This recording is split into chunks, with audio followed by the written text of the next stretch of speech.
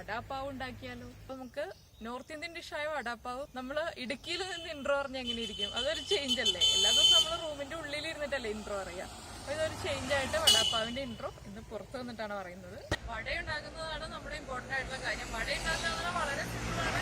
നമ്മൾ ബോണ്ട ഉണ്ടാക്കുന്ന പോലെ തന്നെ ബോണ്ടയിൽ നമ്മൾ സവാളയും പച്ചമുളകും എല്ലാം ചേർക്കുന്നുണ്ട്. പക്ഷെ ഇതിൽ നമ്മൾ പൊട്ടറ്റോ എന്ന് പറഞ്ഞാൽ ഫൈനായിട്ട് മാഷ് ചെയ്യുക. അത് മാത്രമാണ് നമ്മൾ ശ്രദ്ധിക്കേണ്ട ഒരു കാര്യം. ബാറ്റർ പ്രിപ്പയർ ചെയ്യുമ്പോൾ നമ്മൾ കടലമാവ് മാത്രം യൂസ് ചെയ്താൽ മതി. അതിലേക്ക് മുളക് പൊടിയോ ഒന്നും യൂസ് ചെയ്യേണ്ട.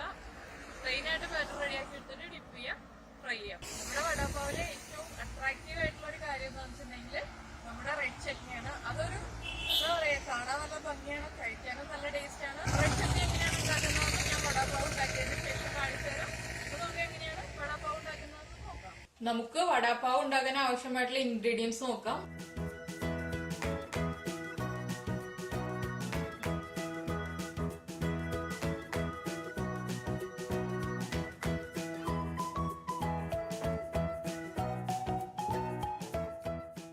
നമ്മള് പൊട്ടറ്റോ മാഷ് ചെയ്തെടുത്തിട്ടുണ്ട്, മല്ലിയില, പിന്നെ എടുത്തിട്ടുള്ളത് പച്ചമുളക്, വെളുത്തുള്ളി, ഇഞ്ചി. 4 പച്ചമുളകും 6 അല്ലി വെളുത്തുള്ളിയും ഒരു ചെറിയ പീസ് ഇഞ്ചിയുമാണ് എടുത്തിട്ടുള്ളത്. പിന്നെ നമ്മൾ എടുത്തിട്ടുള്ളത് കടലമാവ്, ഉപ്പ്, കാശ്മീരി ചില്ലി പൗഡർ, ജീരകം, കടുക്, മഞ്ഞൾപ്പൊടി, ഫ്രൈ ചെയ്യാൻ വേണ്ടിയിട്ടുള്ള എണ്ണ, അതുപോലെ തന്നെ നമുക്ക് സോട്ട് ചെയ്യാൻ വേണ്ടിയിട്ടും എണ്ണ ആവശ്യമാണ്.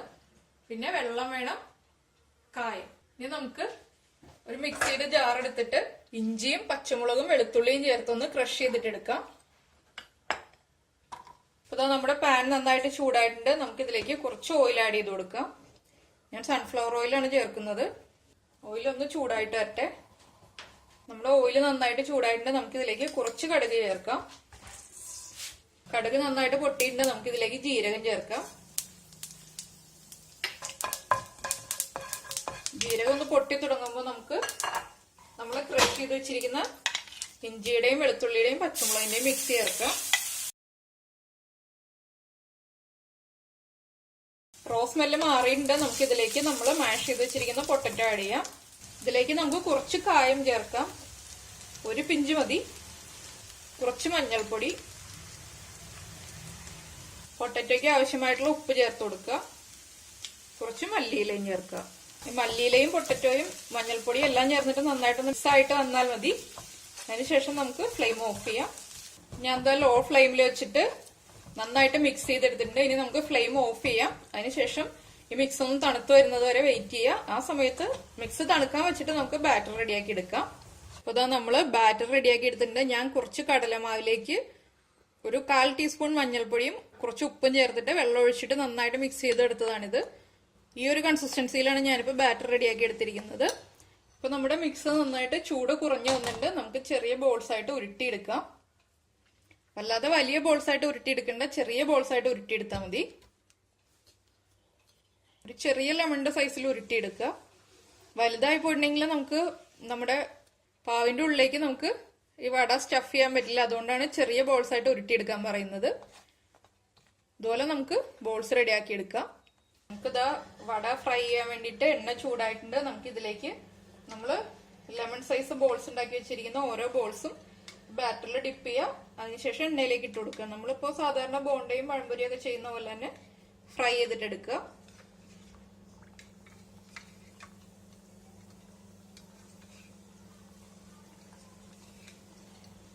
നമ്മള് വടയെല്ലാം ഫ്രൈ ചെയ്തെടുത്തിട്ടുണ്ട്. അതില് നമ്മള് ഫ്രൈ ചെയ്യാൻ യൂസ് ചെയ്ത് ബാറ്റർ ബാലൻസ് ഇരിക്കുന്നുണ്ട്. ഇത് വെച്ചിട്ടാണ് നമ്മൾ വടാപ്പാവിന്റെ കൂടെ കിട്ടുന്ന റെഡ് കളറിലെ ചട്നി റെഡിയാക്കി എടുക്കാൻ പോകുന്നത്. നമുക്ക് ഈ ബാറ്റർ കുറച്ച് കുറച്ചായിട്ട് എണ്ണയിലേക്ക് ഒഴിച്ചു കൊടുത്തിട്ട് ഫ്രൈ ചെയ്തെടുക്കാം. ഒരു സൈഡ് ഫ്രൈ ആയി വരുന്നുണ്ട്. നമുക്ക് അടുത്ത സൈഡിലേക്ക് ഒന്ന് തിരിച്ചിട്ട് കൊടുക്കാം. 2 സൈഡ് നന്നായിട്ട് ഫ്രൈ ചെയ്തെടുക്കാം. ഇപ്പൊ നമ്മുടെ ബാറ്റർ നന്നായിട്ട് ഫ്രൈ ആയി വന്നിട്ടുണ്ട്. നമുക്കിത് ഈ എണ്ണയിൽ നിന്ന് മാറ്റാം. എന്നിട്ട് നമുക്കൊരു കിച്ചൺ പേപ്പറിലേക്ക് മാറ്റി വെച്ചിട്ട് ചൂട് മാറിയതിന് ശേഷം പൊടിച്ചെടുക്കാം.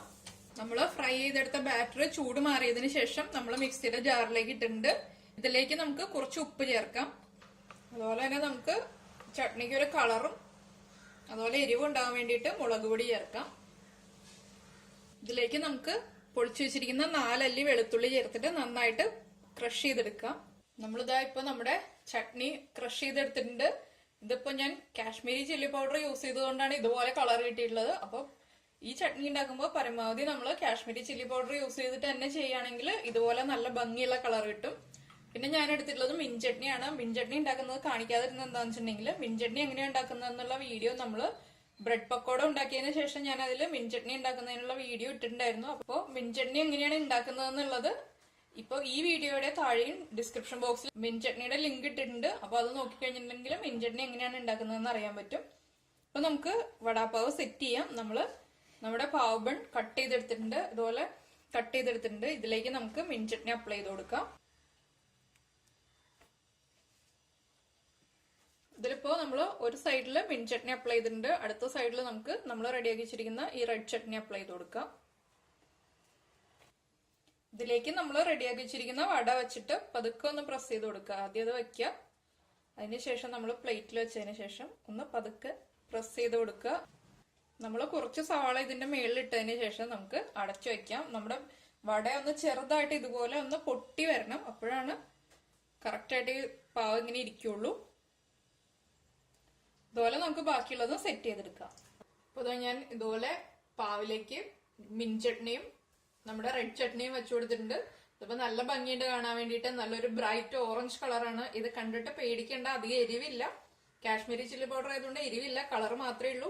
അപ്പൊ നമ്മള് ഇതുപോലെ പ്രസന്റ് ചെയ്ത് കഴിയുമ്പോൾ കാണുന്ന ആളുകൾക്ക് നല്ലൊരു ഇംപ്രഷൻ തോന്നും. അപ്ലൈ ചെയ്ത് വെച്ചതിന് ശേഷം ഈ ഒരു ഷോട്ട് കാണിക്കുന്നത്. ഇനിയിപ്പോ നമുക്ക് വട വെച്ചിട്ട് സെർവ് ചെയ്യാം. അപ്പൊ ഇതാ നമ്മള് വടാപ്പാവ് സെർവ് ചെയ്ത് കഴിഞ്ഞിട്ട് അപ്പൊ എല്ലാവരും മിൻചട്നിയും റെഡ് ചട്നിയും എല്ലാം ചേർത്തിട്ട് വടാപ്പാവ് ഉണ്ടാക്കി കഴിക്കാം. കഴിച്ചതിന് ശേഷം കമന്റ് ബോക്സിൽ ഇടാം. നമുക്ക് അടുത്ത ഡിഷുമായിട്ട് അടുത്ത ദിവസം കാണാം. ബൈ.